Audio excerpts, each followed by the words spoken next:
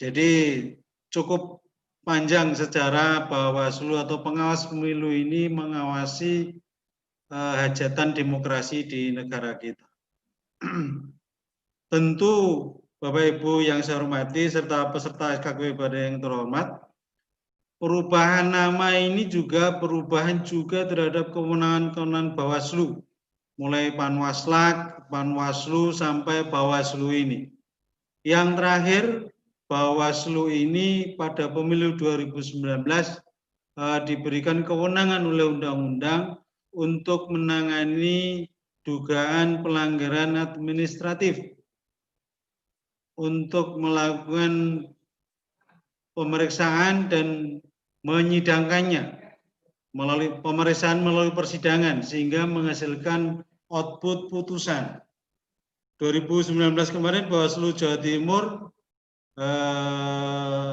sudah memeriksa dalam persidangan 39 perkara dan 39 putusan sudah kita hasilkan, bisa dilihat di web kita. Bawaslu Kabupaten Kota juga sudah, beberapa kabupaten kota juga sudah menyidangkan meskipun belum seluruhnya, karena tentunya berdasarkan temuan atau laporan yang masuk pada dugaan pelanggaran ini. Kemudian, sementara dalam pemilu sebelumnya Bawaslu belum punya kewenangan untuk pelanggaran administrasi ini, baru sebatas rekomendasi. Nah, untuk pemilu berikutnya 2024 seperti apa? Ini kita menebak-nebak dan kita juga belum tahu. Karena undang-undang pemilu ini mau direvisi masuk prolegnas tahun ini dan sedang dalam proses pembahasan RUU pemilu ini. Seperti apa Bawaslu nanti kita juga belum tahu. Apakah kewenangan yang sudah ada ini ditambah, diperkuat, atau seperti apa? Bapak Ibu yang saya hormati dan peserta SKPP daring yang terhormat, dengan bertambahnya kewenangan-kewenangan di Bawaslu dan semakin kuatnya posisi Bawaslu dalam mengawal proses demokrasi pelaksanaan kedaulatan di negara kita,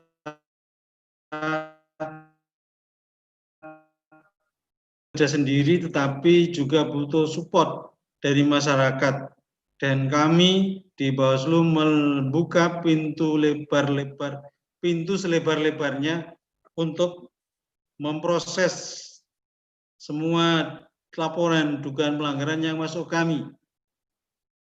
Kita tahu Bapak Ibu kemarin sudah belajar setidaknya ada 3 atau 4 dugaan pelanggaran pemilu, mulai tindak pidana pemilihan atau pemilu, pelanggaran administratif, dugaan pelanggaran etis, dan dugaan pelanggaran hukum lainnya. Nah, dari kategorisasi ini merupakan langkah-langkah bagi Bawaslu jika ada laporan dari masyarakat.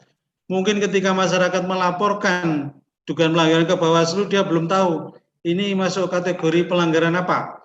Nanti Bawaslu lah yang akan menentukan apakah ini masuk dugaan pelanggaran kode etik, ataukah masuk dugaan pelanggaran administrasi, atau pelanggaran hukum lainnya, atau pidana. Langkahnya juga beda-beda. Kalau dugaan pelanggaran administratif, maka dilakukan proses pemeriksaan oleh Bawaslu sendiri. Kalau itu tindak pidana, kita teruskan ke Gakumdu bersama polisi dan jaksa untuk memprosesnya. Kemudian kalau dugaan pelanggaran etik ini terkait dengan etika penyelenggara, maka diteruskan ke Dewan Kehormatan Penyelenggara Pemilu. Sementara itu untuk pelanggaran hukum lainnya, Bawaslu akan meneruskan kepada instansi yang terkait. Kalau itu ASN, maka kita teruskan ke Komisi ASN. Kalau itu yang melanggar adalah TNI Polri, misalnya ikut kampanye, maka kita teruskan ke Propam TNI dan Polri. Demikian juga kalau pelanggaran hukum lainnya terkait apa, baru kita teruskan ke instansi yang terkait. Bapak Ibu sekalian saya hormati,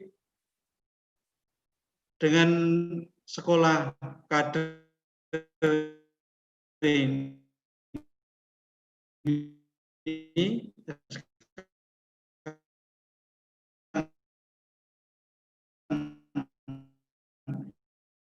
dugaan pelanggaran pemilu itu dan seterusnya ini bisa dipahami oleh banyak lapisan masyarakat, khususnya generasi muda atau pemilih pemula atau para pemuda-pemudi yang saya pikir semangat dan orientasinya luar biasa untuk pelaksanaan demokrasi di negeri ini. Cita-cita kita demokrasi ini berlangsung sesuai dengan asasnya, yaitu luber dan jurdil. Itulah amanat konstitusi kita yang mesti kita jaga dan rawat bersama sehingga bisa melahirkan pemimpin yang terbaik untuk bangsa kita, untuk daerah kita. Saya kira itu sedikit pengantar dari saya, Pak Moderator, Pak Joy ini. Berikutnya silakan kalau ada pertanyaan dialog kita buka. Waktu saya kembalikan ke moderator. Terima kasih. Assalamualaikum warahmatullahi wabarakatuh. Waalaikumsalam warahmatullahi wabarakatuh. Terima kasih Pak Ihwanuddin telah menyampaikan sekilas tentang keberadaan Bawaslu masa ke masa, kemudian juga tugas dan kewenangannya. Ini adalah program diskusi yang diharapkan nanti kepada para peserta untuk bisa interaktif dalam bersama-sama menggali tentang ilmu-ilmu kepemiluan yang menjadi konsentrasi SKPP. Pertama kita sampaikan bahwa ini Bawaslu, khususnya saya ini ada background-nya film The Kandidat. Ini adalah salah satu jadi upaya kita. Kemudian untuk pelaksanaan tugas Bawaslu, di mana salah satunya adalah pencegahan money politik, karena ini ceritanya juga tentang money politik. Dan perlu juga kami sampaikan bahwa ini melibatkan dari seluruh elemen di Bawaslu Ponorogo, mulai dari staf, kemudian komisioner, panwas tingkat kecamatan. Sekali lagi terima kasih Pak Iwan atas materinya, dan saya harapkan kepada peserta, sekali lagi saya jelaskan mekanisme kita dalam interaktif diskusi ini adalah peserta juga bisa nanti bertanya melalui kolom grup chat itu. Ya, jadi selain absen sampean mengenalkan identitas sampean, di grup chat juga bisa bertanya di situ. Kemudian nanti akan kita sampaikan kepada Pak Ihwanuddin. Kemudian yang lain juga bisa langsung ya, langsung mekanismenya nanti mungkin angkat tangan gini ya. Jadi tangannya diangkat ini nanti akan saya tunjuk untuk di unmute istilahnya. Izin Pak Zuhaini. Ya. Ya, mungkin ini Pak, nanti teman-teman SKPP yang mau bertanya bisa menekan tombol reaction. Oh ya, reaction ya. Ya, reaction. Nanti ada, ya. Siap. Ya, itu mungkin yang bagi bertanya akan itu silahkan yang di bawah ya, di bawah screen kita. Selain mute, stop video, partisipan, chat, share screen, record juga ada reaction. Peserta diwajibkan untuk mengucap salam dulu ya, kemudian menyebutkan nama lengkap dan kabupaten asal. Menyampaikan secara sopan, singkat dan jelas. Ya, kemudian nanti akan kita tampung dulu ya, sekitar 1 atau 2 pertanyaan. Kita buka 2 atau 3 termin gitu ya, melihat perkembangan dari diskusi kita. Ya. Itu saya kira, dan saya cek di sini peserta atas ketersyaratan misalkan menggunakan baju, kemudian mengarahkan kamera sesuai dengan etika. Ya. Maksudnya ayo enek sing tidak ada yang tidur-tiduran ini. Ya. Saya kira itu yang saya sampaikan, mungkin dipersilahkan kepada peserta untuk bertanya. Saya buka termin pertama ini dengan 2 pertanyaan.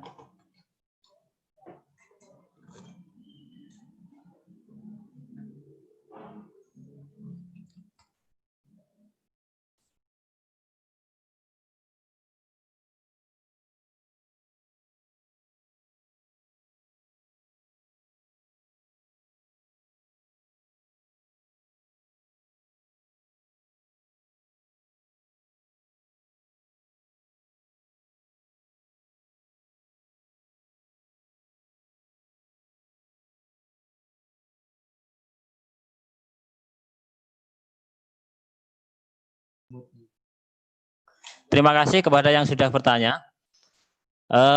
Ini kami sampaikan lagi untuk format pemberian nama kepada peserta. Ini ya sesuai dengan aturan. Yang pertama SKPP, kemudian nama dan kabupatennya. Ya. Nama kemudian slash kabupatennya supaya jelas. Ya. Saya beri kesempatan kepada Zihan Umami dari Kabupaten Jombang. Kepada host kami, kepada operator, silakan. Assalamualaikum warahmatullahi wabarakatuh. Assalamualaikum warahmatullahi wabarakatuh. Perkenalkan, saya Zihan Umami dari Kabupaten Jombang. Yang ingin saya tanyakan itu, ketika paslon itu melakukan kecurangan, apakah langsung didiskualifikasi atau ada kayak tindak lanjutan dari tahap awal, tahap pertengahan, terus akhirnya didiskualifikasi? Cukup itu aja. Terima kasih, Pak.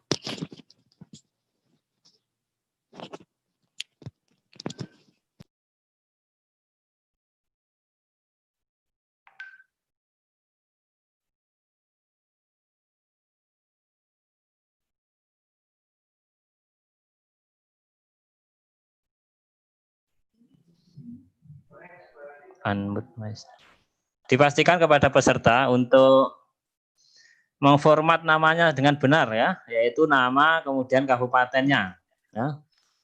Ini selanjutnya kepada Rohmadi dari Ngawi, dipersilakan kepada operator. Mas Rohmadi. Oke, terima kasih. Assalamualaikum warahmatullahi wabarakatuh. Halo. Ya, silakan. Assalamualaikum warahmatullahi wabarakatuh. Perkenalkan, nama saya Rohmadi dari Kabupaten Ngawi. Pertanyaannya cukup singkat. Kita sebagai pengawas ya Pak, apa peran dari masyarakat tersebut ketika kebanyakan itu dari masyarakat awam itu ketika ada pelanggaran itu tidak berani untuk melaporkan dan sebagainya. Maka langkah apa yang harus kita lakukan ketika mensosialisasikan atau menyadarkan dari masyarakat awam agar peduli terhadap pemilu ini lebih gitu loh Pak. Kalau hanya sekedar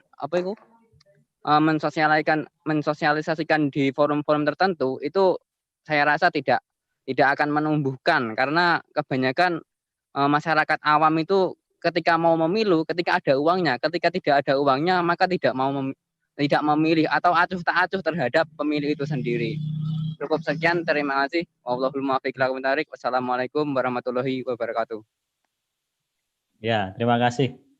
Terima kasih Mas Rohmadi dari Ngawi. Halo Pak Ikhwan, monitor. Ya. Ya, ini untuk termin pertama kita ada 2 pertanyaan. Yang pertama dari Zihan Umami. Ini masalah diskualifikasi. Apakah bisa langsung dikualifikasi itu atau ada tahapannya? semacam apa. Kemudian yang kedua dari Rohmadi, ya, tentang ini sangat relevan dengan Pak Ikhwan sebagai koordinator PP, dan ini kalau nggak ada uangnya nggak milih. Kemudian kalau melaporkan juga takut gitu. Ya, saya kira itu. Monggo Pak Ikhwan, untuk waktu sebenarnya saya sampaikan.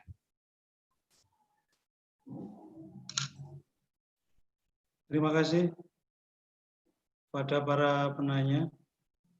Di samping para penanya melalui langsung, juga ada yang bertanya melalui chat. Beberapa yang sudah saya catat. Yang langsung tadi dari Mbak Jihan Jombang, ya. Jihan siapa tadi? Jihan Fahira. Gimana kalau paslon ini curang? Apakah bisa didiskualifikasi? Jadi begini. Pertama, pelanggaran itu ada perbuatannya, tindakannya yang melanggar apa? Nah, itu pertama. Perbuatannya apa dulu? Curang itu kalau bahasa kita pelanggaran. Nah, pelanggaran itu banyak sekali. Setidaknya ada 4 tadi yang saya sampaikan: pelanggaran pidana, pelanggaran etik, pelanggaran administrasi, dan pelanggaran hukum lain. Ada 4 jenis pelanggaran. Nah, curangnya curang apa dulu? Baru nanti sanksi itu sesuai dengan perbuatan pelanggarannya. Kecurangannya apa? Itu dilihat sanksinya. Apakah ada kecurangan yang bisa sampai diskualifikasi? Ada. Misalnya apa? Misalnya dengan pelanggaran TSM, terstruktur, sistematis dan masif.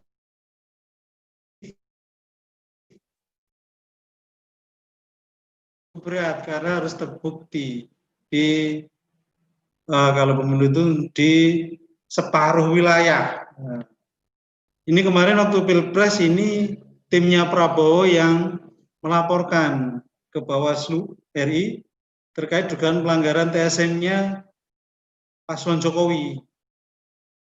Tapi kesimpulan Bawaslu dari kajiannya bahwa dugaan pelanggaran TSM yang dituduhkan dilaporkan oleh timnya Prabowo terhadap timnya Jokowi ini tidak terbukti. Contohnya seperti itu. Karena syaratnya memang berat, harus terbukti di separuh wilayah.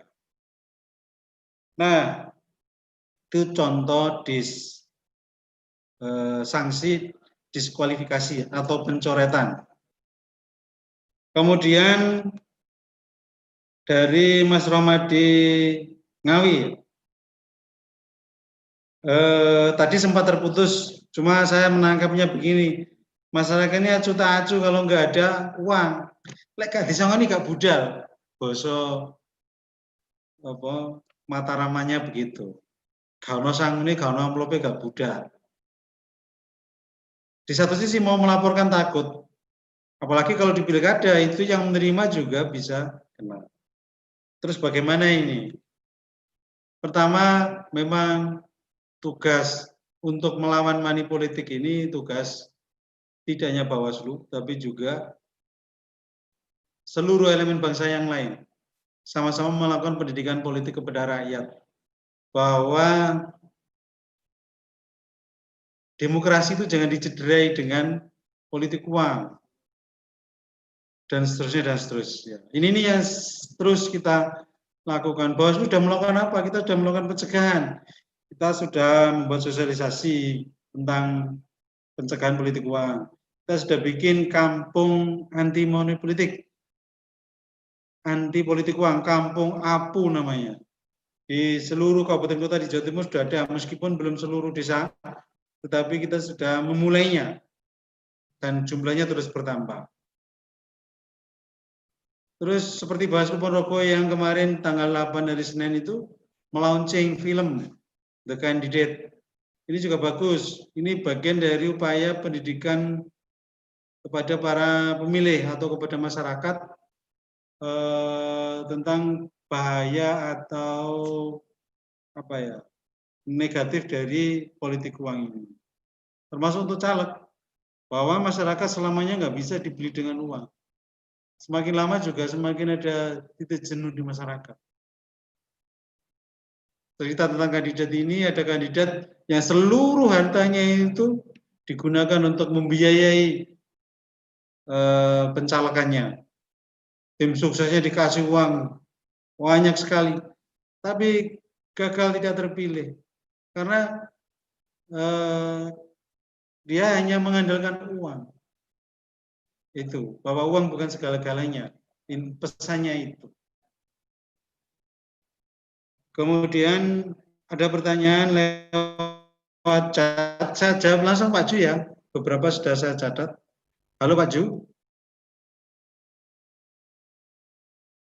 Bisa dilanjut Pak Ju? Pak Moderator. Nanti Pak Moderator. Oke, saya lanjut. Pertanyaan melalui chat. Ya, monggo. Monggo, silakan Pak Iwan. Oke, pertama pertanyaan Mas Danang dari Ponorogo melalui Zoom, melalui chat di grup di layar. Pertanyaannya, kenapa TNI Polri netral, tidak boleh memilih?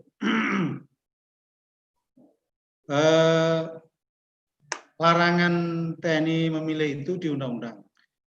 Jadi posisi kami di Bawaslu, KPU itu penyelenggara pemilu.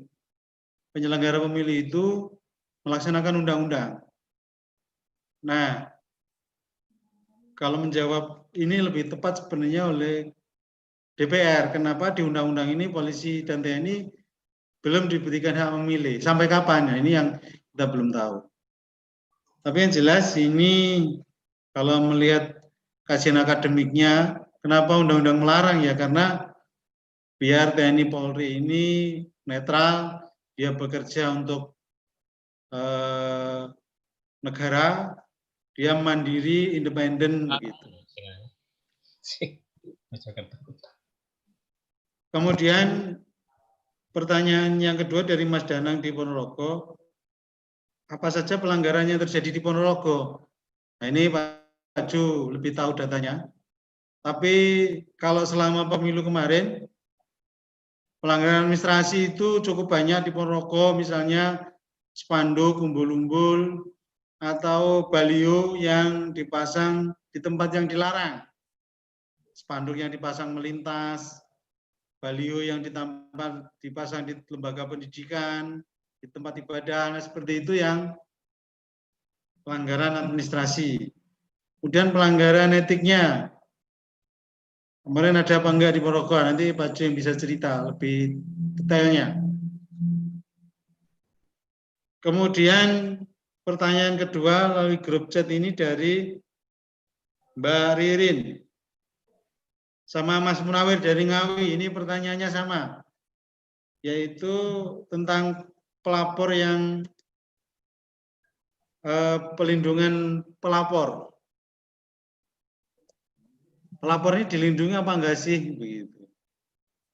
Soalnya kemarin juga ada, tapi di KPU ya, di Kabupaten Trenggalek itu, sampai sidang ke DKPP, ada pelapor ke KPU, kemudian oleh KPU pelapornya disampaikan ke orang lain. Nah, dia merasa tidak dilindungi. Jadi prinsipnya bahwa apakah informasi pelapor ini informasi yang dikecualikan apa tidak, tapi yang jelas jika pelapor itu ingin dirahasiakan, itu tidak masalah menyampaikan dugaan pelanggaran ke Bawaslu. Bagi Bawaslu itu nanti tidak akan diregistrasi, tetapi bagi Bawaslu kalau pelapor tidak ingin disebutkan, maka itu menjadi informasi awal. Terus bagaimana selanjutnya? Nah, Bawaslu lah yang akan menyampaikan atau menindaklanjuti terhadap informasi awal tentang dugaan pelanggaran yang disampaikan kepada Bawaslu. Dan akhirnya kalau nanti memenuhi syarat, menurut Bawaslu itu layak untuk diteruskan, maka itu akan menjadi temuan oleh Bawaslu dan akan diproses dengan mekanisme penanganan pelanggaran yang berasal dari temuan. Jadi silakan saja masyarakat lapor ke Bawaslu jika ingin merahasiakan identitasnya. Nanti bagi Bawaslu itu menjadi informasi awal dan kami akan menindaklanjutinya menjadi temuan. Yang Bapak Ibu pelajari kemarin, pelanggaran atau kecurangan itu sumbernya ada dua. Yang pertama berasal dari laporan masyarakat, sumber yang pertama. Sumber yang kedua pelanggaran itu temuan Bawaslu sendiri. Jadi kalaupun nanti tidak menjadi laporan, akan menjadi temuan oleh Bawaslu. Itu pertanyaan di grup chat. Saya kembalikan waktu ke Pak Moderator, Pak Joeni. Ya, terima kasih Pak Iwan. Diskusi kita semakin menarik. Tadi ya, saya kira harapannya sebagian pertanyaan ini juga saya baca ada yang hampir sama. Mudah-mudahan bisa mewakili dari pertanyaan-pertanyaan yang lain. Selanjutnya saya ingin membuka pertanyaan secara langsung saja ya, langsung menyampaikan kepada peserta yang bertanya, dipersilakan menekan tombol reaction-nya.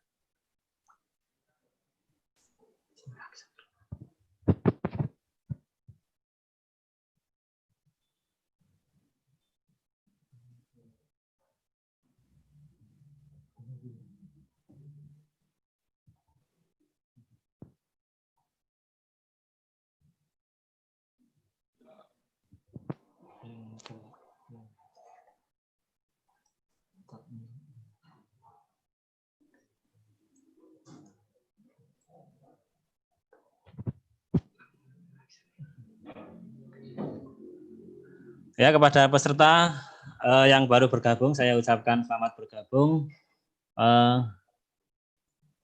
Ini saya pengen membaca saja dari satu pertanyaan yang karena ini tadi juga ada aturan tentang proporsional ya, setiap daerah untuk terwakili dari pertanyaan. Ada pertanyaan dari Kota Mojokerto. Jadi kelihatannya tadi yang belum bertanya dari Kota Mojokerto sendiri.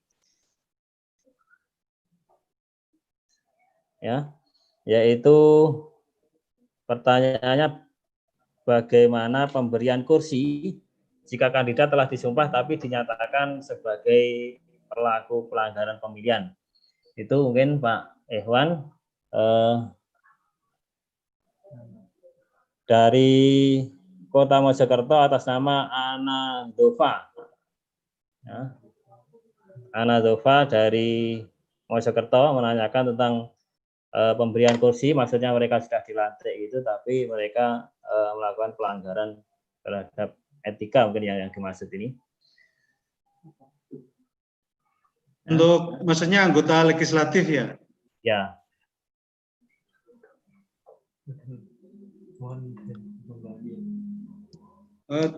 Terima kasih dari Mojokerto Kota. Pertanyaannya yang saya tangkap, bagaimana jika anggota DPR yang sudah terpilih itu melakukan pelanggaran etik, begitu Pak Ju ya? Ya. Jadi kalau sudah, jadi pemilu itu Mbak dari Mojokerto, Mbak siapa tadi? Ana Dova Mojokerto.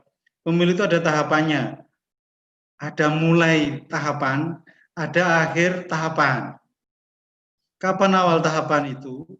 Awal tahapan itu adalah mulainya perencanaan, penyusunan regulasi. Nah, itu awal dari tahapan. Perencanaan anggaran itu awal tahapan. Kemudian akhir tahapan itu apa? Tahapan itu diakhiri dengan dilantiknya kalau itu pemilu legislatif berarti anggota DPR. Kalau itu pemilu presiden maka pelantikan presiden, berarti itu sudah berakhir tahapannya. Selanjutnya bagaimana jika ada pelanggaran-pelanggaran terkait pelanggaran etik misalnya oleh anggota dewan, maka itu yang memproses adalah Mahkamah Kehormatan Dewan. Nah, silakan dilaporkan ke sana, mereka lah yang akan memprosesnya, bukan lagi penyelenggara pemilu. Pemilunya sudah close, sudah tutup tahapannya. Jadi sudah bukan kita yang berwenang untuk memprosesnya. Kemudian ini ada pertanyaan Pak Ju dari chat, saya catat. Yang pertama dari Mahesti Ponorogo. Ini mirip tadi tentang money politik, mau lapor tapi takut terhadap tetangganya.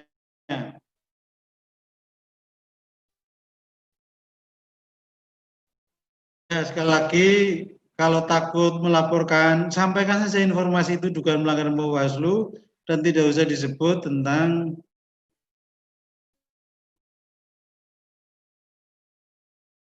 tersebut. Internetnya terputus ini. Halo, bisa dilanjut Pak Ju? Ya, bisa Pak, diterima dengan jelas di sini. Sampaikan saja ke Bawaslu dugaan pelanggaran itu atau kecurangan atau money politik itu, jika tahu, siapapun lah. Kalau takut atau terhadap tetangga atau tim kampanye, sampaikan saja nanti, sampaikan bahwa tolong untuk info pelapor dirahasiakan, nah gitu aja. Nanti Bawaslu akan meneruskannya dengan proses informasi awal dan temuan. Kemudian Sofyan Ponorogo lagi, ini Ponorogo banyak yang tanya di grup chat ini. Bagaimana mekanismenya ASN menjadi penyelenggara pemilu? Pertanyaannya, apakah boleh ASN menjadi penyelenggara pemilu? Boleh. PNS boleh? Boleh. Kalau ad hoc itu biasanya, setahu saya itu ada izin dari atasan. Itu aja. Dan nanti kalau terpilih itu mundur untuk yang permanen.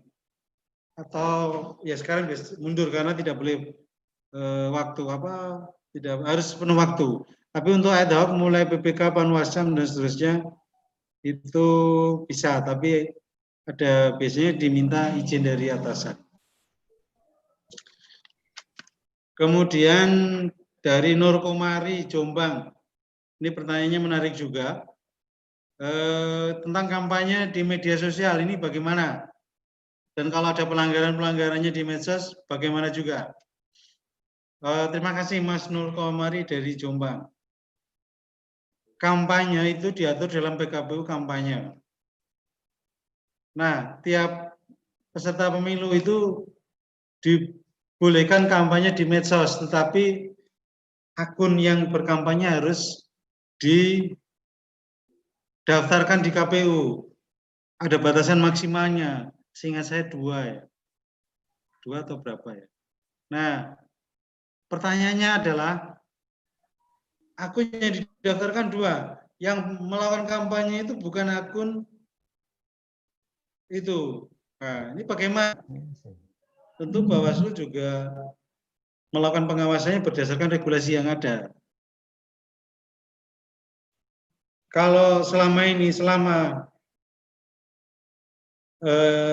kampanye itu tidak memuat unsur sara atau yang subjek yang mengkampanyekan di medsos itu bukan orang yang dilarang, itu biasanya tidak dilakukan penindakan. Tapi kalau ada, kemarin kita proses waktu pemilu itu ada dosen di sebuah perguruan tinggi negeri melakukan kampanye di Facebook. Nah itu kita proses dan kita teruskan ke Komisi ASN dugaan pelanggaran itu, dan sama Komisi ASN diberi sanksi. Banyak yang seperti itu. Ada camat, ada guru yang berkampanye di medsos. Nah itu subjek-subjek yang dilarang untuk berkampanye. Itu kita bisa melakukan proses penindakannya. Begitu juga kampanye-kampanye yang lain. Nah, nanti kalau sudah memuat unsur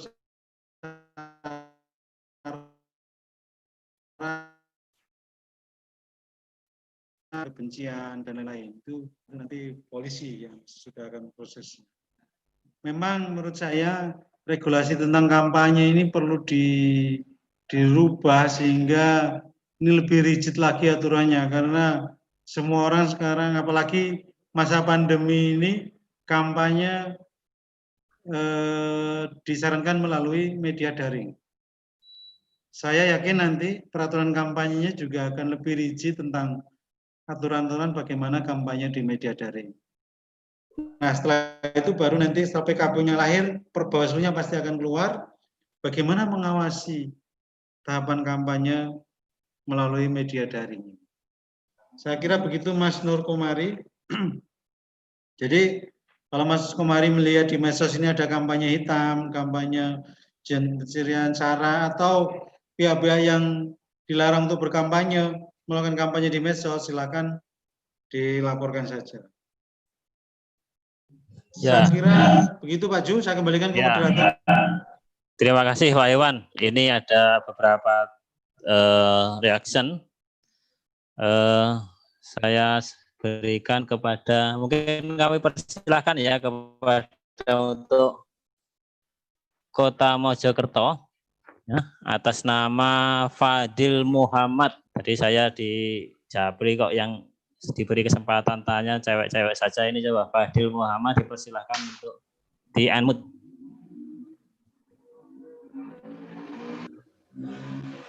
Ya, monggo.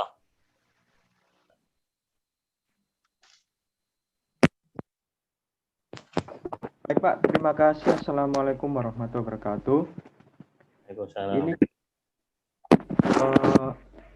melihat kewenangan Bawaslu ya, berhak memutus sengketa pemilihan kepala daerah. Kemudian kalau kita lihat objek sengketanya, pemilihan itu objek sengketanya ada ada 4. 2 diantaranya keputusan KPU dan berita acara. Nah, kalau kita mengacu kepada kewenangan Bawaslu, ketika tidak puas ada putusan Bawaslu-nya, SK itu nanti bisa diteruskan atau diupayakan hukum banding ke Pengadilan Tinggi Tata Usaha Negara. Pertanyaan saya sederhana, bagaimana jika objek sengketanya adalah berita acara? Mengingat berita acara itu bukan produk keputusan Tata Usaha Negara yang konkret, individual, dan final. Apakah tetap bisa dilanjutkan upaya hukum banding ke Pengadilan Tinggi Tata Usaha Negara? Terima kasih. Ya, terima kasih Mas Fadil.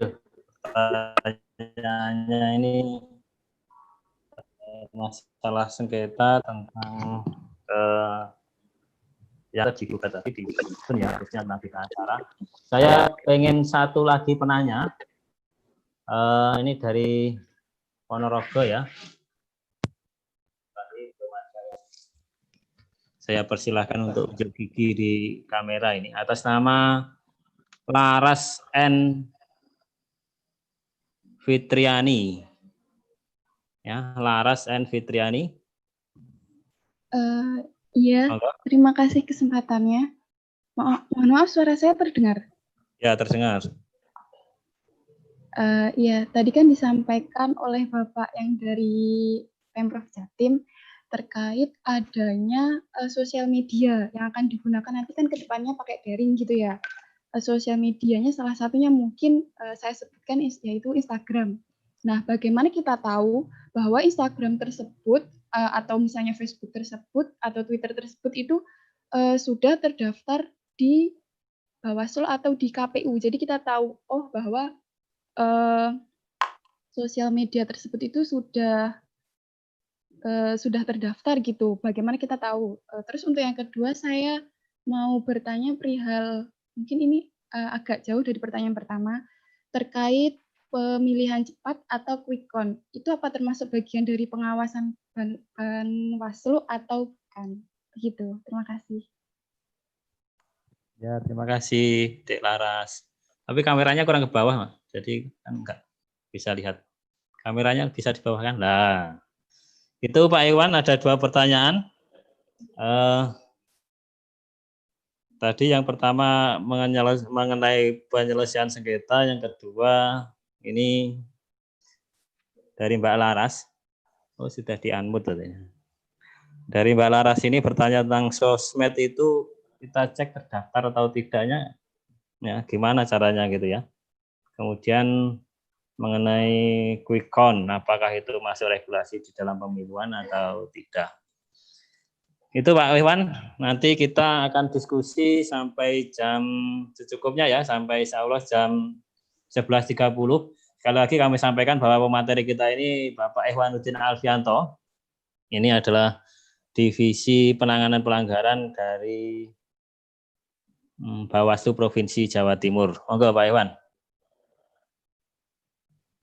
Terima kasih. Rupanya Pak Ju penasaran, kok cuma kelihatan matanya. Ternyata nggak pakai masker ya. Mbak Lim, siapa tadi? Nur Fiani ya. Yang dari Jombang saya jawab dulu tentang sengketa. Dari Kota Mojokerto, Mas.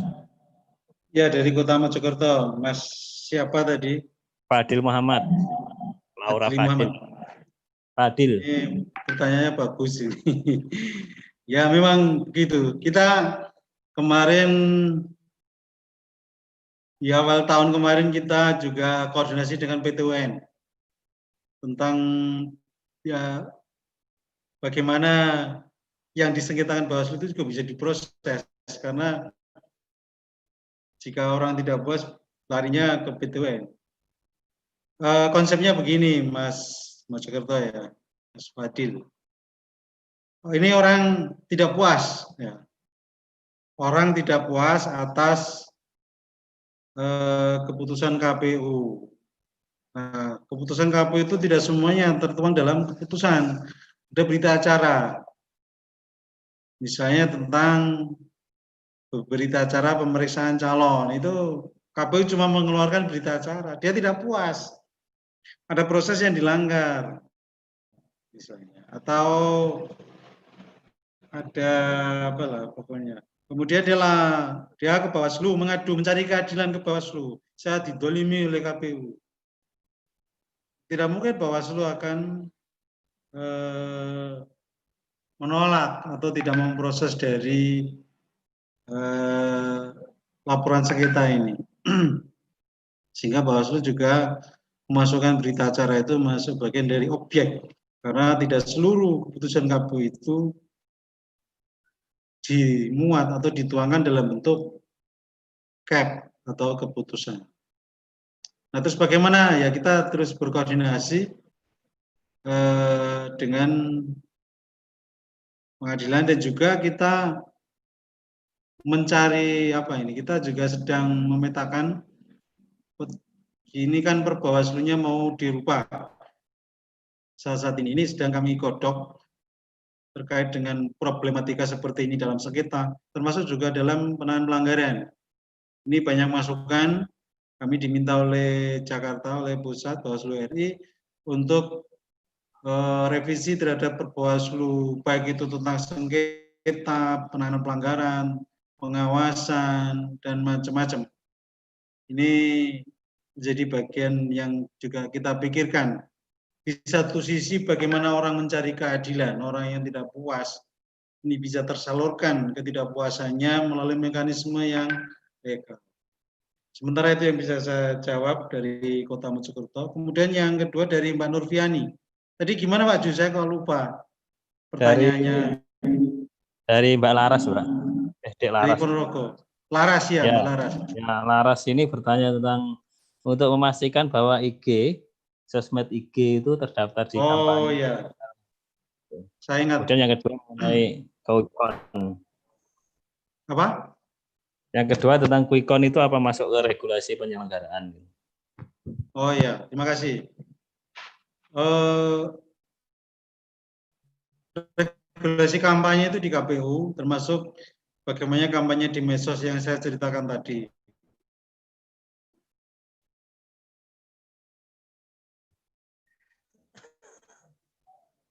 medsosnya paslon atau caleg. Nah, nanti atau banyak itu nanti bisa dicek di webnya KPU masing-masing daerah. Kemudian yang kedua tentang quick count. Ini juga ada aturannya terkait dengan quick count ini, terutama harus terdaftar, dia harus mendaftarkan diri, KPU dengan syarat-syaratnya, dan termasuk lembaga survei saja ini untuk pilkada juga diatur, harus didaftarkan. Kami Bawaslu Kabupaten Kota di Jawa Timur ada beberapa yang memproses lembaga survei yang belum terdaftar melakukan survei pilkada, termasuk di Ponorogo. Ini kalau nggak salah Radar ya Pak Ju. Ya. Ini melakukan survei, kemudian kita proses karena ini masuk bagian dari pelanggaran administrasi. Rekomendasinya sudah disampaikan KPU dan KPU sudah mengingatkan lembaga survei yang bersangkutan bahwa kalau ingin melakukan survei harus memberikan peringatan ya, harus daftar dulu di KPU. Di kabupaten lain juga ada, setidaknya ada 3 kabupaten kota yang melakukan proses pelanggaran terhadap lembaga survei yang belum terdaftar tapi melakukan survei pilkada. Hitung cepat juga demikian, ada larangan-larangan yang harus dipatuhi, termasuk rilis-rilisnya kapan itu juga diatur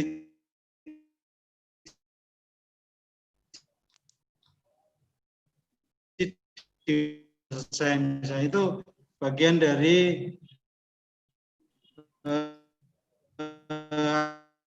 aturan-aturan yang dibuat agar lembaga survei ini ternyata juga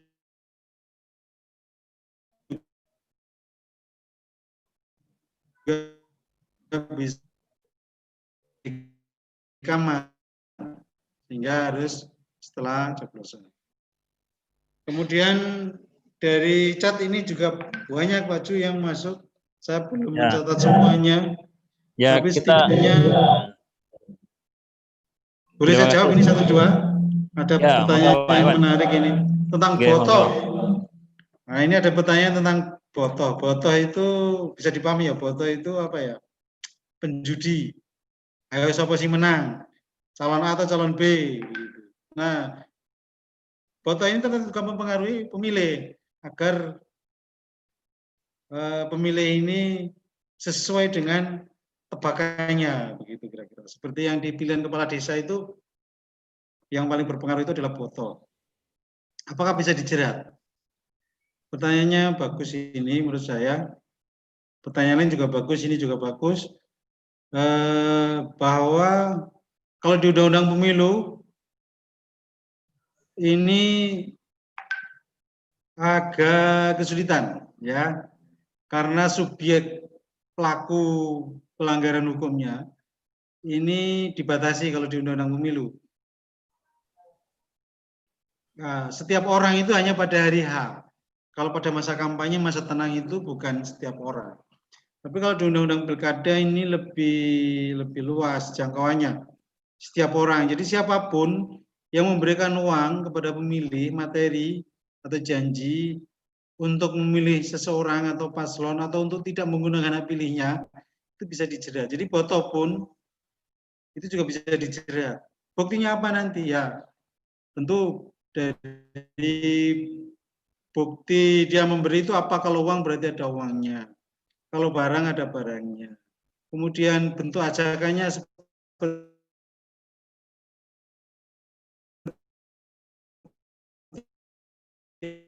apa,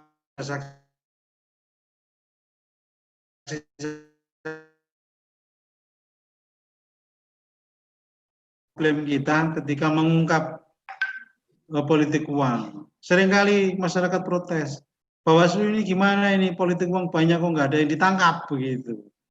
Nah, ini banyak persoalan memang kalau sudah ngomong pembuktian. Karena kalau ini bagian dari pidana, maka polisi dan jaksa ini juga harus bilang harus sempurna, saksinya ada minimal 2, menyaksikan langsung, kemudian mendengar langsung, kemudian buktinya ada, uangnya, perbuatannya jelas, bagaimana dilakukan, kapan, di mana. Ini Kalau sudah urusan pidana ini harus sempurna dan yang diminta polisi dari karena di pengadilan nanti juga hakim akan meminta bukti itu secara sempurna, bagaimana perbuatan itu terjadi dan seterusnya. Mungkin itu Pak Ju, saya kembalikan ke moderator. Ya, terima kasih Pak Iwan. Ini untuk memenuhi rasa keadilan saya hitung yang belum memberi pertanyaan untuk selanjutnya adalah Ngawi ya. Saya mencoba untuk yang reaction dari Ngawi ini atas nama Dwi Agustin. Ya, Dwi Agustin, silakan.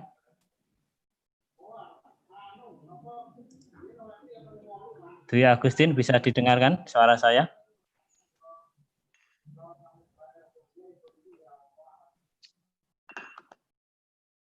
Dwi Agustin, bisa ditampilkan? Izin Pak Ju, Dwi Agustin kameranya dimatikan, jadi nggak bisa di... Oh gitu. Monggo, Mbak Dwi Agustin.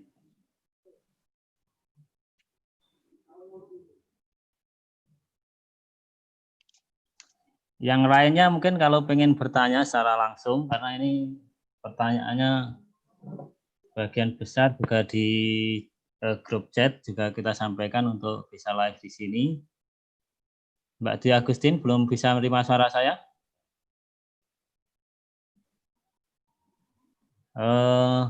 Kita pindah ya ke Jombang, coba ke Jombang atas nama Nur Ismah Latifah. Ini kebetulan yang tanya yang reaction kok cewek semua ya. Nah, ini Mbak Nur Ismah. Selamat pagi. Selamat pagi, Pak. Ini kuliah di mana ini? Kenapa, Pak? Kuliah di mana? Kuliahnya di mana kuliahnya? Kuliahnya di ITS. Sudah masuk atau belum kuliah? Sudah. Sudah masuk. Jangan-jangan di pojok ini ya? Saya mulai pertanyaan saya dulu, Pak. Ya. Coba yang suara belakangnya agak produk ini. Nah, monggo. Ya. Oke, terima kasih kesempatannya. Saya mau bertanya. Kalau nggak salah saya pernah dengar ketika terjadi suatu pelanggaran, maka yang melapor pelanggaran itu tadi adalah harus memiliki hak pilih di wilayah tersebut. Nah, pertanyaannya bagaimana jika saksi mata atau saksi kunci tersebut tidak memiliki hak pilih di wilayah tersebut, tapi beliau mengetahui pelanggarannya dan menjadi saksi kunci? Apakah harus bekerja sama dengan temannya atau mungkin melapor dulu ke bagian Bawaslu atau pengawas di TPS tersebut? Terima kasih. Terima kasih, Mbak Nur Ismah. Satu lagi, Pak ya. Satu lagi ini dari saya pengen nanya dari Ngawi ini yang live ini. Live chatnya atas nama dari Ponorogo ya. Dari Ponorogo atas nama Agus Tarmo. Agus Tarmo. Mas Agus. Mas Agus. Halo. Ya, apakah bisa disampaikan, ditampilkan? Nah, terima kasih Mas Agus. Mas Agus dari kecamatan? Dari Kecamatan Jambon. Oh, Jambon. Jambon Ya. Ponorogo. Sudah tahu ya kantor Panwascamnya Jambon? Sudah pernah lewat? Ya, sudah, Pak. Oke, ya. Terima kasih, monggo. Jarang. Monggo, pertanyaannya di sana. Assalamualaikum warahmatullahi wabarakatuh. Salam. Ya, saya mau bertanya mengenai pembahasan dari Pak Ikhwanuddin tadi, di mana pada sebelumnya kan masih bernama Panitia Pengawas Pemilu itu ya, lalu menjadi Bawaslu. Lalu untuk menjadi Bawaslu tersebut, bagaimanakah upaya dalam rangka membentuk ataupun membuat struktur organisasi atau struktur badan yang sah atau yang legal, yang mana dari anggota Bawaslu sendiri kan biasanya merupakan orang yang memiliki hak pilih. Lalu bagaimanakah upaya dari Bawaslu sendiri agar bisa menyaring orang-orang yang benar-benar netral gitu, Pak? Terima kasih atas pertanyaannya. Terima kasih atas kesempatannya loh, pertanyaannya. Ya, terima kasih Mas Agus ya. Sudah nonton filmnya kandidat dari Bawaslu belum ini? Mas Agus. Nontonnya di mana? Oh, sudah di-mute ya. Ya, itu Pak Ikhwan, saya ulangi lagi untuk tadi atas nama Nurisma. Oh, Nurisma. Dari Jombang mengenai pelapor ya, pelaporan yang mensyaratkan untuk mempunyai hak pilih. Jadi tadi kalau tidak salah saya saksinya itu kemudian saya ngerti itu bukan yang tidak punya hak pilih gitu, gimana prosedurnya. Kemudian dari Mas Agus Tarmo dari Jambon Mas ini memastikan bahwa penyelenggara itu benar-benar independen, netral, kemudian juga profesional. Monggo. Terima kasih Mbak Nurisma dari Jombang. Kuliahnya di ITS. Pak J tadi sebenarnya interviewnya belum selesai tadi kayaknya. Silakan nanti dilanjut Japri aja Pak J. Di ITS semester berapa? Sudah skripsi apa belum? Pertanyaannya bagus, sudah cukup mendalam bacaannya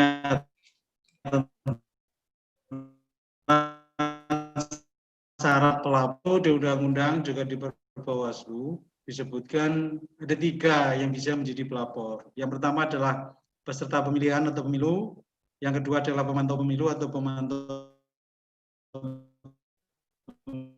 pemilihan, yang ketiga adalah pemilih.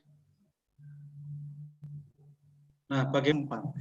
Nah, terkait saksi ini tidak disyaratkan harus setempat atau tidak. Tapi pelapornya, kalau saksi ini mengetahui dugaan pelanggaran, dia bukan orang pemilih setempat, tidak masalah. Yang penting saksi ini adalah dia melihat, mendengar sendiri.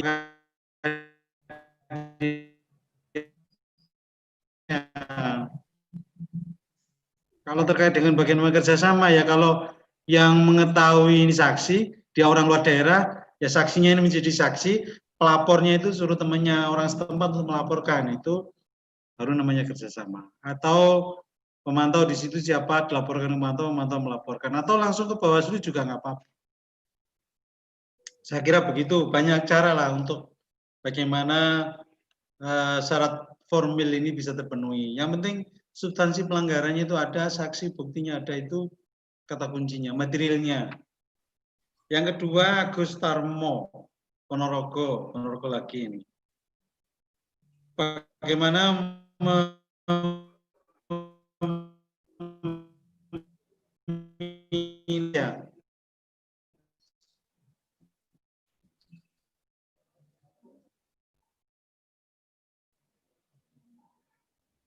pusat, provinsi, kabupaten, sampai tingkat desa itu dilakukan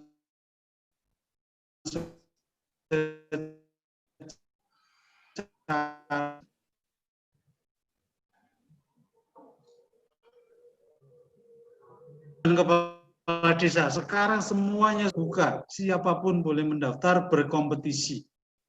Nah, tentu ketika masa-masa penentuan itu ada masa yang namanya tanggapan masyarakat. Jadi masyarakat silakan, oh calon Bawaslu Ponorogo itu dulu pernah jadi pengurus partai, nah silakan laporkan itu ke tim seleksinya. Oh ada Panwascam ini atau PPK ini dulu pernah jadi pengurus partai atau tim kampanye, laporkan ke KPU atau ke Bawaslu Kabupaten setempat. Itu sendiri juga mengawasi proses tahapan penyelenggaraan Badan Ad Hoc. Banyak masukan dan pelanggaran banyak kita rekam ke KPU. Kita menemukan orang-orang yang masuk SK partai dia lolos menjadi 6 besar Panwas PPK misalnya, itu kita teruskan ke KPU. Nah, KPU akan melakukan klarifikasi dan seterusnya. Saya kira itu Pak Ju. Kita sampai jam 12 Pak Ju. Saya kira waktu kita sudah ya 3 beberapa menit lagi, tadi rencananya 11.30. Kemudian nggak apa-apa, kita mulainya tadi juga molor. Kita tambah gitu. beberapa kalau memang masih ada pertanyaan. Monggo. Yang lain sekali lagi saya sampaikan yang mau bertanya secara interaktif ya, untuk menekan tombol reaction ya. Reaction ini akan muncul nanti di kita berupa lampian tangan gini. Ya. Monggo.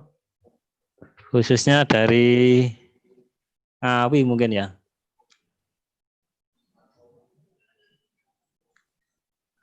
Ini dari Ponorogo lagi. Monggo, yang lain yang bertanya, keaktifan Anda dalam mengikuti diskusi ini menjadi penentu poin Anda dalam kelulusan di SKPP ini ya. Dan saya ucapkan selamat kepada sampean semuanya sudah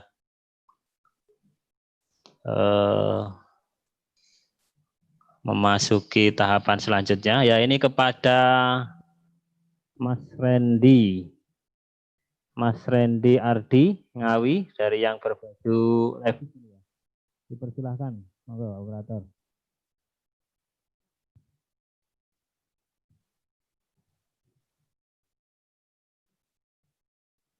Mas Randy.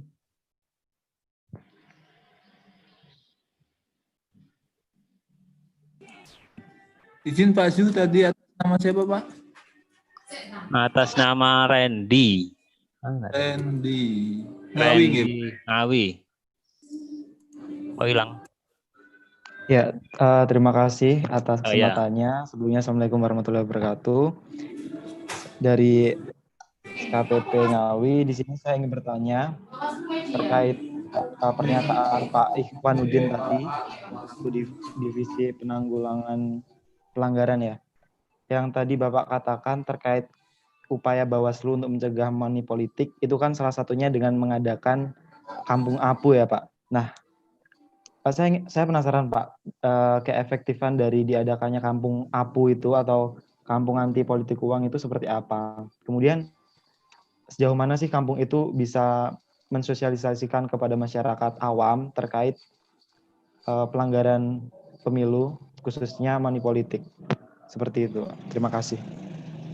Ya, terima kasih Mas Randy ya dari Ngawi. Ini ada request. Ada tuh Kisan. Request dari Mojokerto, coba Mojokerto Kota. Mojokerto Kota. Ya. Mojokerto Kota. Atas nama Yusuf ya. Coba di Mojokerto Kota.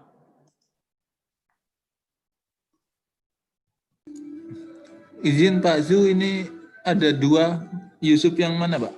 Kota Mojokerto. Ini salah satu situ aja. Salah satunya aja. Ya.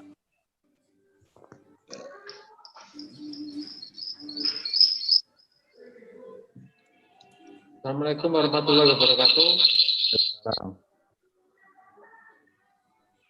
Assalamualaikum. Waalaikumsalam, silahkan. Sudah dimonitor. Bisa dengar ya? Ya, bisa. Oh ya. Mas, monggo. Iya Pak, perkenalkan saya Yusuf Ibrahim dari Kota Mojokerto, ingin bertanya, ini terkait dengan penerapan daripada pasal 71 berkaitan dengan Undang-Undang Pemilihan Kepala Daerah. Sejauh ini kan kita tahu sendiri bahwa pemilihan kepala daerah ini seringkali sebelum baik itu incumbent maupun pejabat daerah lain mungkin ya, ketika ingin mencalonkan kembali itu seringkali terlihat atau mungkin menggunakan program maupun kewenangan maupun kegiatan mungkin menjadi pencitraan diri. Lalu seberapa jauh implementasi daripada undang-undang tersebut dan bagaimana Bawaslu melihat potensi dini di Pilkada Pemilihan Kepala Daerah 2020. Demikian dari saya, terima kasih untuk Pak Moderator. Assalamualaikum warahmatullahi wabarakatuh. Waalaikumsalam, Mas Yusuf ya. Ya, Mas Yusuf. Langsung di-unmute ya. Terima kasih. Saya ulangi lagi bahwa pemateri diskusi kita adalah dari Bawaslu Provinsi Jawa Timur, Pak Ihwanuddin Afianto. Ini bersama kita. Saya sampaikan lagi pertanyaannya tadi dari Randy Ngawi. Yang pertama yaitu adanya kampung Apu ya, tentang money politik sejauh mana efektivitasnya. Kemudian yang kedua dari Mojokerto Kota, ini ada buahnya Mbak Dian ini. Ini komisionernya 2 tapi yang tanya cowok, padahal komisionernya cewek ini. Ya, tentang pasal 71 tentang penyalahgunaan program pemerintah untuk pencitraan. Ya. Itu Mas Ikhwan, dan ini saya sampaikan merupakan ini adalah sesi kita yang terakhir. Selanjutnya akan kita tutup ya setelah ini. Dipersilahkan kepada Pak Ikhwan untuk memberikan jawabannya. Terima kasih para penanya dari Randy Ngawi tentang efektivitas kampung Apu anti politik uang. Setidaknya mereka masyarakat menginisiasi gerakan anti politik uang, mendeklarasikan diri, mendeklar bahwa kampung saya kampung politik uang. Itu sudah disebarluaskan. Kemudian mereka juga sudah punya tekad. Bagaimana efektivitasnya? Tentu kita akan mengukurnya nanti kalau sudah event pilkada atau pemilu lagi. Bagaimana tingkat efektivitas dari kampung anti politik uang. Apakah jika di desa itu, di kampung itu ada politik uang, apakah akan diterima atau tidak, nanti mengukurnya begitu. Tentu Bawaslu melakukan pembinaan, di samping juga kemarin melakukan sosialisasi. Tentu ini ada pembinaan-pembinaan, ya semacam desa binaan bagi Bawaslu untuk bagaimana pencegahan terhadap tindak pidana politik uang ini terus dilakukan oleh Bawaslu. Kalau mau diukur sekarang, ya belum bisa karena belum ada event. Atau setidaknya ada pilkades. Nah, bagaimana pilkades di desa itu? Apakah juga masih marak politik uangnya atau tidak? Nah, ini jika ada momen-momen pilihan ini yang untuk melihat efektivitas keberhasilan dari kampung Apu ini. Dari Mas Yusuf Mojokerto, ini bagus sekali terkait pasal 71. Ini yang sedang marak sekarang. Pasal 71 ini sekarang orang sering menyebutnya tentang politisasi bansos.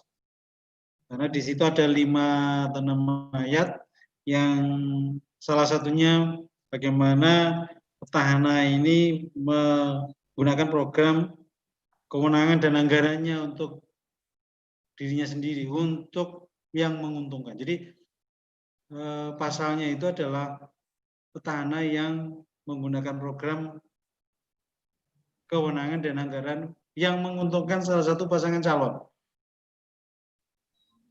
Ini beras dibagi dalam masa COVID dari pemerintah pusat sampai di daerah, bungkusnya diganti gambarnya kepala daerah.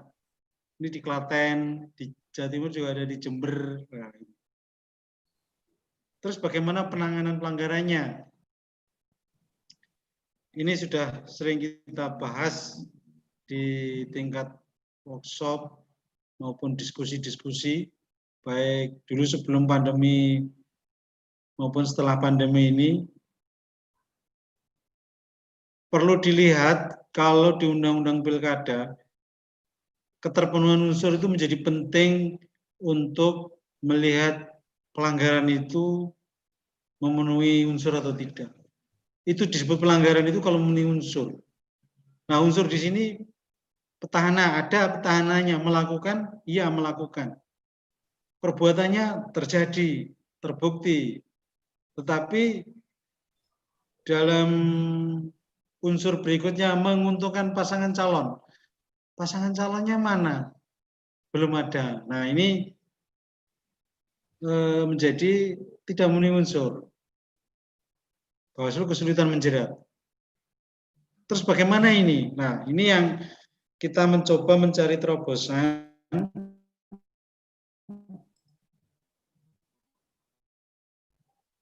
Undang-undang Pilkada itu pelanggaran peraturan undang-undang lain. Kami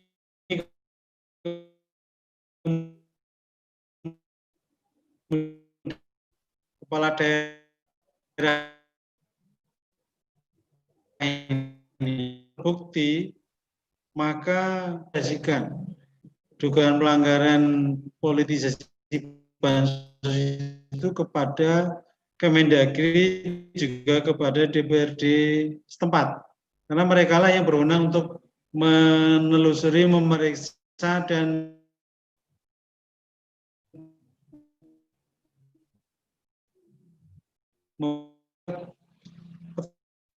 memenuhi unsur, karena pasangan calonnya belum ada. Kata-katanya atau merugikan pasangan calon. Sementara pasangan calonnya belum ada. Tapi kita buat terobosan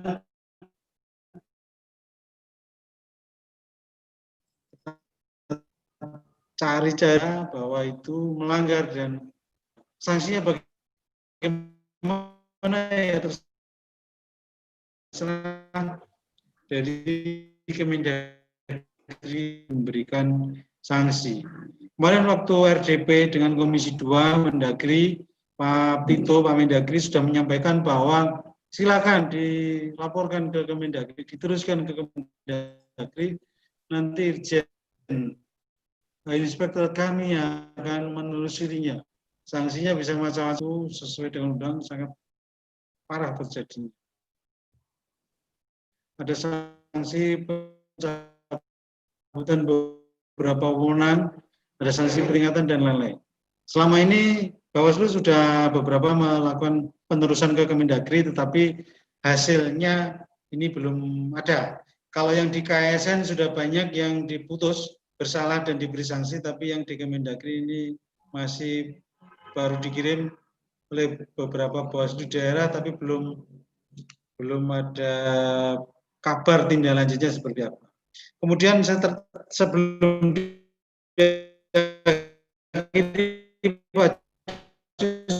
saya ingin tapi prinsipnya begini, banyak pertanyaan yang mirip-mirip substansinya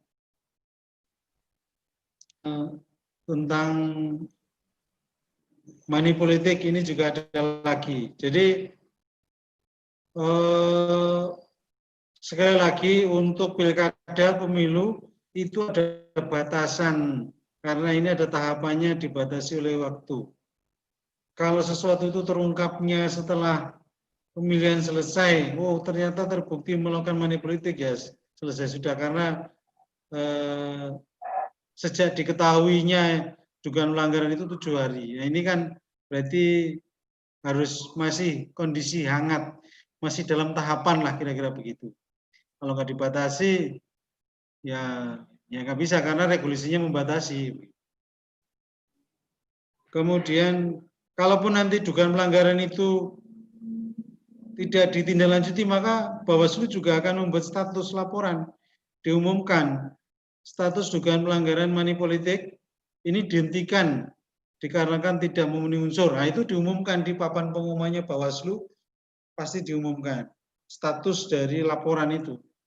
Jika ada masyarakat laporan itu pasti diberi status. Kemudian tentang bagaimana langkah-langkah, ada pertanyaan, kader atau relawan pengawasan partisipatif ini. Saya kira setelah mengetahui apa itu pemilu, bagaimana pemilu itu dilaksanakan secara ideal, siapa penyelenggara pemilu, aktor-aktornya siapa saja, kewenangan masing-masing penyelenggara seperti apa, prosedur penanganan pelanggaran seperti apa, dan seterusnya, maka tugas dari kader ini adalah melakukan sosialisasi, setidaknya di komunitasnya sendiri-sendiri. Kalau di mahasiswa, ya di komunitas mahasiswanya. Kalau dia merupakan anggota ormas, di komunitasnya melakukan sosialisasi. Atau materi-materi dari SKPP ini bisa di-download, bisa disebarluaskan di komunitas masing-masing. Yang aktif di Ansor, silakan disosialisasikan di komunitasnya Ansor. Yang di Pemuda Muhammadiyah, di Fataya, di Nasyidul Asia, atau di Karang Taruna, atau di Remaja Masjid, atau di Pemuda Kampung, silakan. Ini informasi berharga ilmu ini disosialisasikan, disampaikan ke masing-masing komunitasnya. Insya Allah dengan begitu, pemahaman yang meluas, ketika kecurangan terjadi, dugaan pelanggaran itu mereka pahami, mereka bisa langsung melaporkan kepada Bawaslu atau pihak yang berwenang, sehingga pemilu jujur dan adil, keadilan pemilu ini bisa kita wujudkan bersama. Insya Allah, dengan terwujudnya keadilan pemilu, pemilu yang luber jurdil akan melahirkan pemimpin yang baik, pemimpin yang berkualitas, pemimpin yang mengabdi untuk masyarakat, bukan mengabdi kepada pemilik modal, kira-kira begitu. Ini harapan dan cita-cita kita semuanya. Kita mulai mari ya Bawaslu dengan tangan terbuka sesuai dengan kewenangan kita tentunya. Ya, kita membuka diri kepada siapapun, mari bergandeng tangan bersama-sama mewujudkan pemilu yang jujur dan adil. Ini penting karena masa depan Indonesia ini di tangan kita semua. Negara ini dikelola oleh pemimpin, dan pemimpin inilah yang akan menetapkan haluan negara ini akan kemana.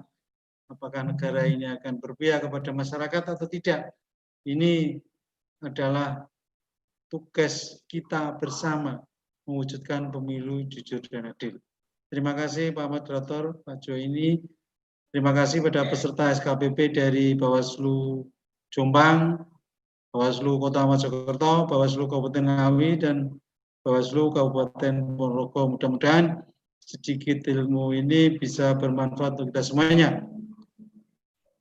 Akhirul kalam dari saya selaku narasumber pada pagi ini mengucapkan terima kasih dan kurang lebihnya mohon maaf. Bila taufiq wal hidayah. Wassalamualaikum warahmatullahi wabarakatuh. Waalaikumsalam warahmatullahi wabarakatuh. Saya kembalikan ke Pak Moderator. Ya, terima kasih Pak Iwan atas kesempatannya, atas bagi-bagi ilmunya. Saya menangkap kalimat yang terakhir ini yang sangat menarik. Ya. Untuk memastikan bahwa kita itu memilih pemimpin yang berpihak kepada masyarakat. Ya. Jadi salah satu kepastian pemilu yang berjalan demokratis sesuai aturan itu ya tujuannya untuk supaya pemimpin kita itu berpihak kepada kita.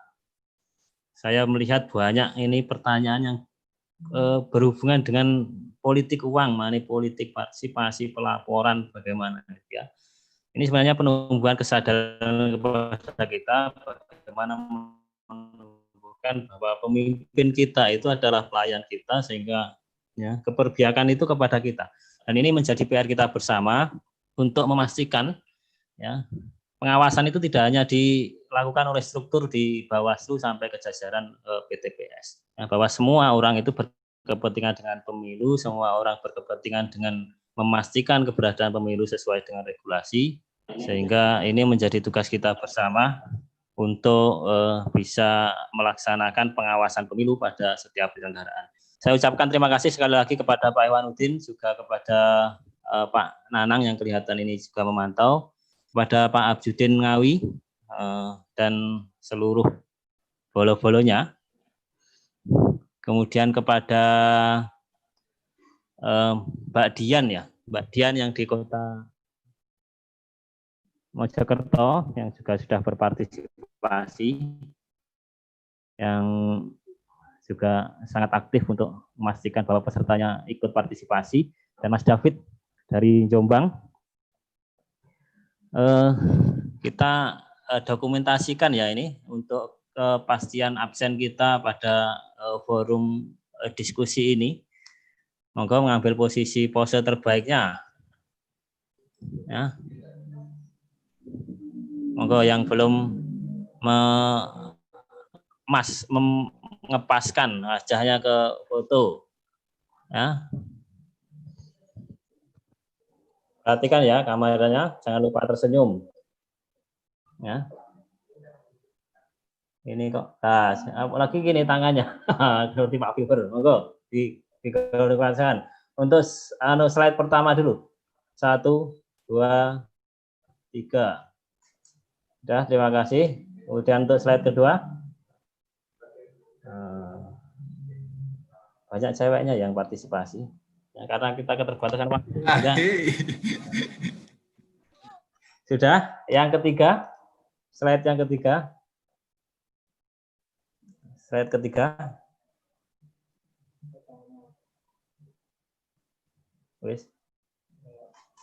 Dan yang keempat, yang merasa masuk ke slide keempat ini biasanya kalau bisa mengikuti di di laptop ini.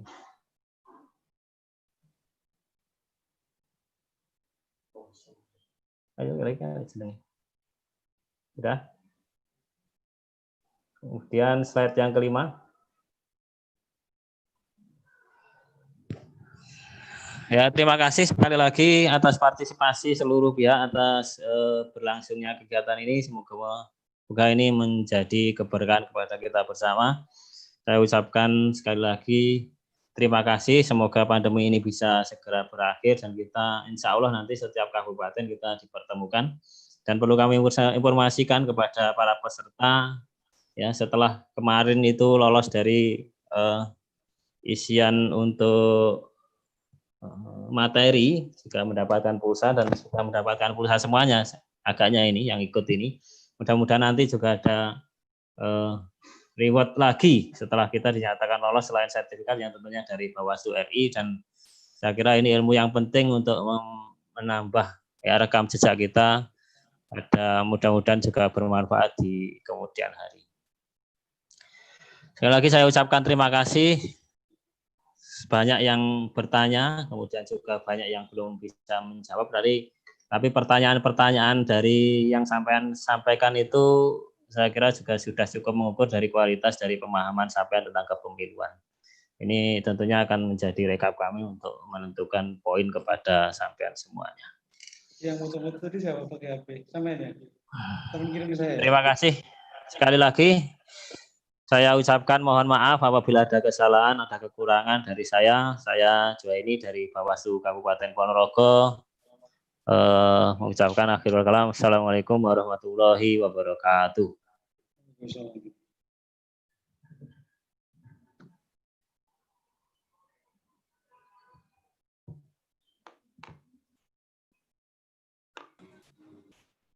Mohon izin teman-teman SKPP, sebelum live mungkin teman-teman bisa mengisi absen yang sudah kita share di chat. Jadi setelah absen teman-teman bisa langsung live room-nya. Sekian ilmu yang bisa kita sharing kepada teman-teman SKPP sesi 6 ini. Akhiri salam. Assalamualaikum warahmatullahi wabarakatuh.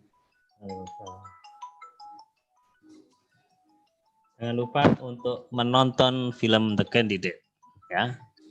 Ikuti channel Bawaslu Ponorogo.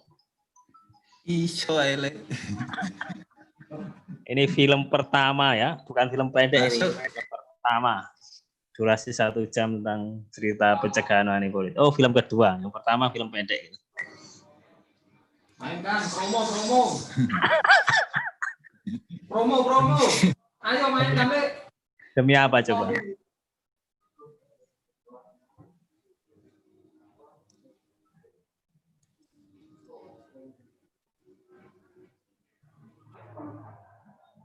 Mas Zainuri, kelihatan wajahnya. Oh, Jombang. Oh gitu. Apa ya?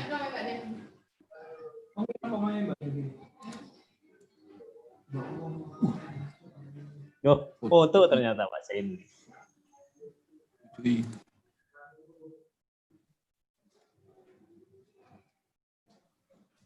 Serba bingung ya Mas.